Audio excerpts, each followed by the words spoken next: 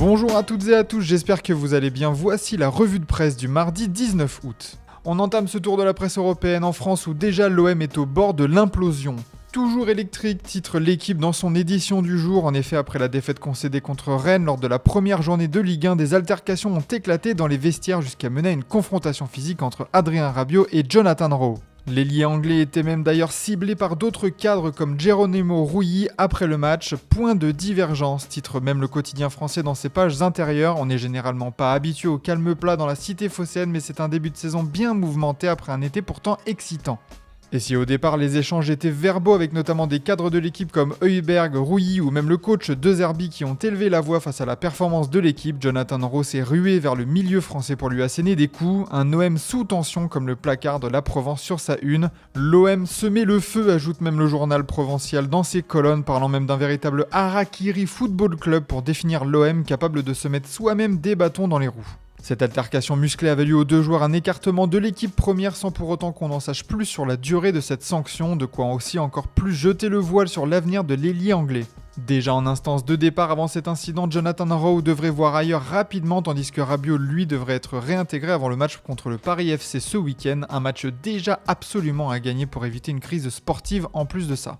Un des grands points de curiosité lors de cette première journée de Ligue 1, c'est ce qu'allait donner la nouvelle plateforme de diffusion Ligue 1+. Ligue 1+ a déjà trouvé la formule, selon le Parisien, le petit bébé de LFP Media a plutôt répondu aux attentes, à part pour les utilisateurs passant par Prime Video. Et surtout un premier bilan comptable qui est très satisfaisant. Interrogé par l'équipe, Nicolas de Taverneau, directeur général de LFP Media, révèle les chiffres du démarrage. Nous sommes déjà à plus de 600 000 abonnés, comme nous pouvons le lire dans les pages intérieures de l'équipe. Un démarrage réussi avec une couverture des matchs vraiment rassurante après les nombreux doutes autour de la production du produit Ligue 1, de quoi peut-être enfin atténuer l'imbroglio autour des droits télé. Du côté du mercato, on pensait que Denis Zakaria était tout proche de quitter l'AS Monaco pour rejoindre l'Arabie Saoudite et Al Ahly pour un montant avoisinant les 40 millions d'euros. Il n'en est rien. Zakaria, ce n'est pas si bien parti, ajoute l'équipe ce matin, alors qu'un accord avait été trouvé. Apparemment, selon diverses sources, le dossier se complique sérieusement sur deux plans. Tout d'abord, la réglementation de la Saudi Pro League qui impose un quota de 8 joueurs non asiatiques de plus de 23 ans aux équipes, un chiffre déjà atteint par Al Ahly actuellement. Ensuite, le profil du joueur fait débat en interne et les différentes manœuvres enclenchées auraient été des actions individuelles pas du tout menées dans le cadre d'une stratégie sportive du club. D'ailleurs, aucune offre officielle n'est parvenue sur le bureau de l'AS Monaco, le milieu de terrain international suisse est donc toujours bien monégasque. Un petit mot de Ligue 2 avec Montpellier qui a enfin trouvé le chemin de la victoire contre Le Mans hier soir, une victoire au buzzer comme le décrit l'équipe. Un but de Ndiaye au bout de la 9e minute de temps additionnel est venu crucifier les Manceaux. Avec 4 points, Montpellier monte donc à la 7e place du classement et lance enfin son opération remontée.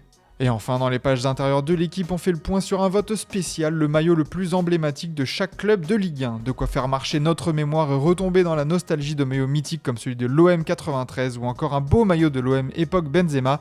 Et vous, quel est votre maillot favori de votre club? Dites-le nous en commentaire. On file en Angleterre où un duel de Manchester se prépare pour Donnarumma. Rouma a ce truc, titre le Manchester Evening News. Les deux géants de la Première Ligue craquent pour le portier du PSG qui représente une opportunité à bas coût pour un joueur encore jeune, 26 ans, et qui vient de réaliser une saison remarquable. D'ailleurs pour Manchester United, ça devrait même être la priorité pour le club selon le Manchester Evening News. Le club a 2 semaines pour régler des problèmes d'effectifs évidents dans l'équipe, peut-on lire. La fébrilité de Bayindir face à Arsenal le week-end dernier a mis en lumière la nécessité d'avoir un gardien de classe pour gagner, surtout avec la performance de David Raya en face, double gagnant du Golden Glove. Et si les Red Devils ont perdu contre Arsenal, il y a des motifs de satisfaction tout de même pour Bruno Fernandes. Ce qui m'a donné de l'espoir, c'est la réaction du public, ajoute le Manchester Evening News.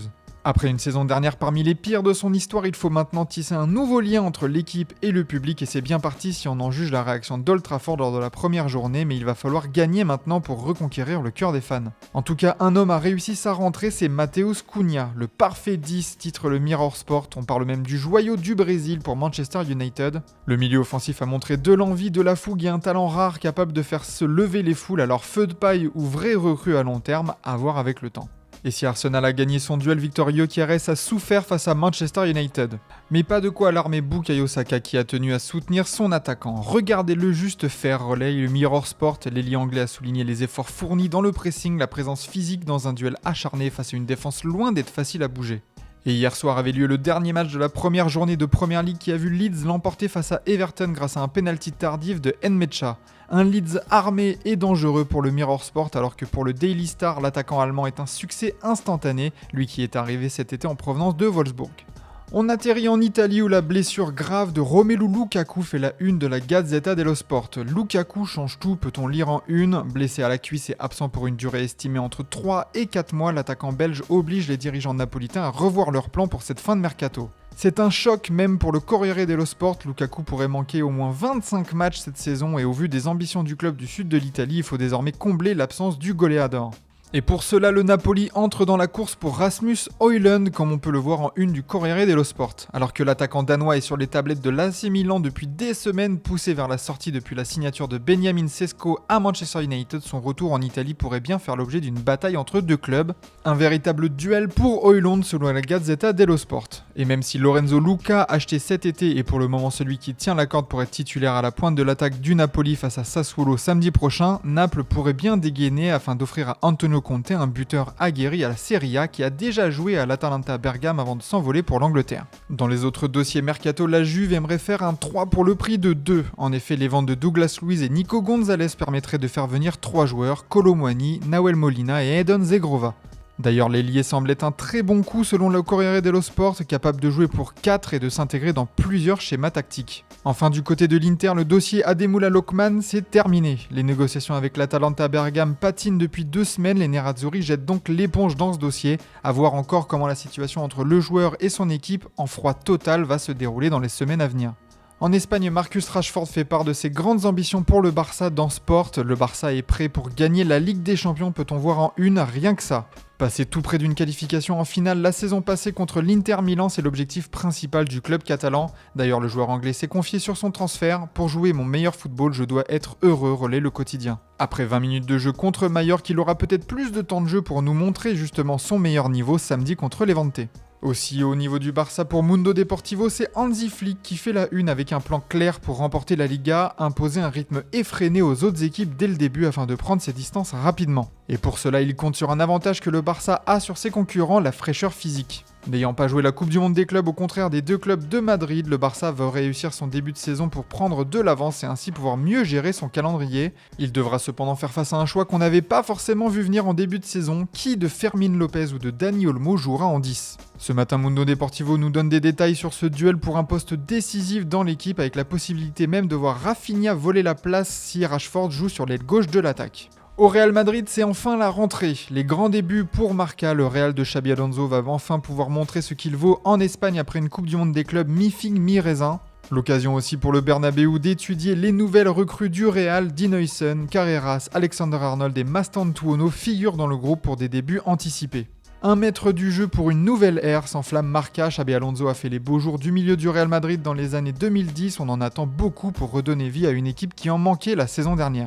Et d'ailleurs, cette saison, c'est aussi celle de Mbappé, devant un exercice rempli de défis selon AS. Une saison à rallonge avec la Coupe du Monde 2026 dans le viseur. D'ailleurs, l'équipe parle aussi de cette saison 2 pleine d'ambition. Réalité augmentée pour l'attaquant français qui doit maintenant faire ses stats tout en gagnant. Allez, on termine cette revue de presse au Portugal avec la victoire du FC Porto face à Gil Vicente hier soir. Nouveau dragon, titre record. Cette deuxième victoire en 2 matchs a porté le signe d'une recrue, Victor Froholt. Bienvenue dans le monde enchanté de Froholt, titre Abola, un tout-terrain qui évite même les buts pour Record. Une victoire en bleu vif qui confirme que l'équipe de Francesco Farioli est à prendre très au sérieux cette saison. Du côté du Sporting, Abola l'annonce, un contrat de 5 ans attend Yeremay. La pépite du Deportivo La Corogne, suivie de près par le Sporting depuis des semaines, devrait atterrir au Portugal dans les prochains jours. Un transfert record pour le club comme nous vous en parlions dans une précédente revue de presse. D'ailleurs au Sporting, bonne nouvelle, Trincao a dit non à l'intérêt de Jorge Jesus et d'Al Nasser. L'ailier portugais était convoité par son compatriote, entraîneur du club saoudien qui a déjà ramené Joao Félix cet été mais pas de transfert à venir pour lui.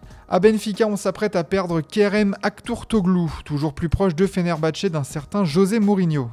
D'ailleurs, Ojogo souligne que le coach portugais adore faire des affaires avec le club qui l'a lancé en 2000 et a déjà donné plus de 140 millions d'euros au club lisboète sur le marché des transferts, avec notamment le transfert de Lindelof à Manchester United pour 35 millions d'euros ou celui d'Angel Di Maria au Real Madrid pour 33 millions d'euros. Voilà pour cette revue de presse, merci de votre fidélité, on se retrouve en fin d'après-midi pour le JT Foot Mercato.